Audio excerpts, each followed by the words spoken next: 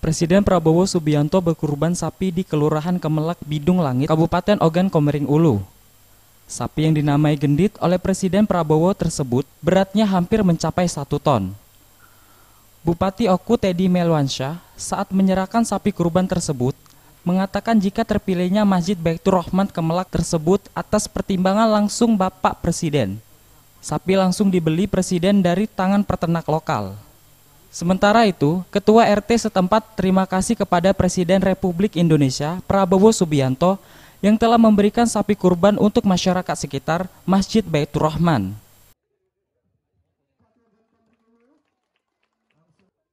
Bantuan masyarakat dari Bapak Presiden Prabowo Subianto kepada Kabupaten Ogan Komering Ulu.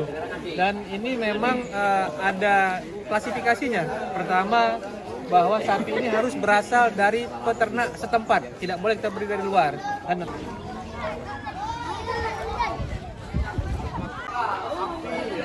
Pada Bapak Presiden Prabowo Subianto, benar sapi sudah kami terima di Masjid Baitur Rahman. Kami selaku warga masyarakat mengucapkan terima kasih sebesarnya kepada Bapak. Sapi dibagikan kepada masyarakat yang memang membutuhkan dan didata langsung oleh para RT. Bagus Mirhargo, Sriwijaya TV.